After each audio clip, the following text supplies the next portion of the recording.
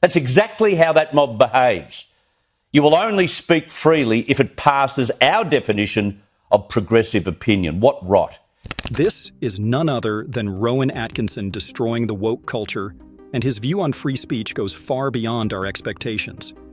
He can not only make us laugh, but make us use our brains and make us think critically when needed.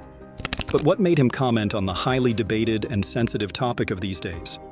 Yes, what was his motive to dive into the subject of free speech?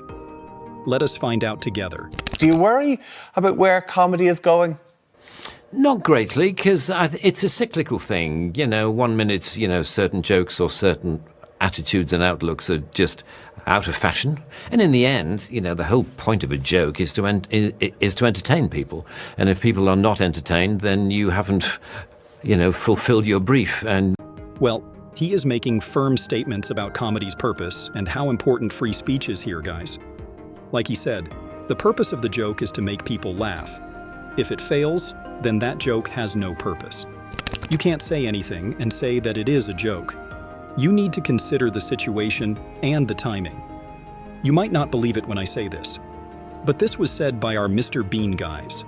And so I'm a great believer that we must have free expression, and in comedy you must be able to make jokes about absolutely anything. I mean, the only question is you would be wise to choose a context in which it's going to be appreciated, because not all jokes suit all contexts. Yes, you can't say a joke that would be funny in a family meeting in a prime TV show. You guys should be very careful about the timing when you are making a particular joke. As Rowan says, not every joke applies the same in every situation. As we all know, the world is full of people who can't take even a small joke, and they often put their blame on the artists. But the time has come to think whether it is right or wrong.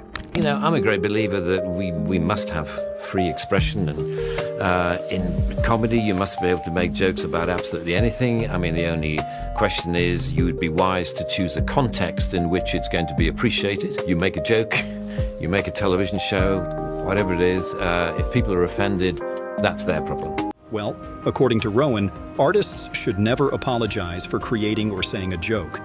It is the creativity of the artists. If the people can't accept those jokes, it's indeed the problem of the people. Well, his idea of free speech does not end with comedy. His perspective of free speech was much broader than what we think. When it comes to the consideration of any issue relating to free speech, it is my passionate belief that the second most precious thing in life is the right to express yourself freely. The most precious thing in life, I think, is food in your mouth. And the third most precious is a roof over your head. But a fixture for me in the number 2 slot is free expression, just below the need to sustain life itself. We all would agree with him, right? The right to express yourself freely is as important as the air we breathe. Right? I do think so. There is a reason for Rowan to say something like this. If you have watched the shows of Brown, then you can understand how he was able to express himself without any legal consequences. The public accepted him completely. But what would be the case for the more vulnerable people?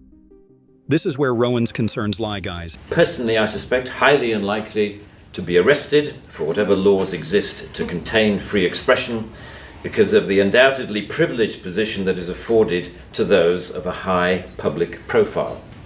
So my concerns are less for myself and more for those more vulnerable because of their lower profile.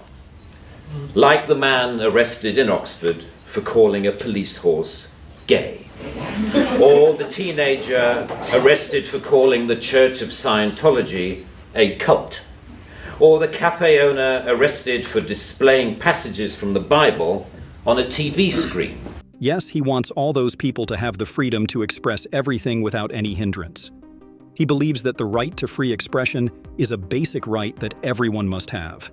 It is very hard to survive in this world where everyone is so sensitive. They can't even take a joke properly. So now you know why this particular right is very much needed now.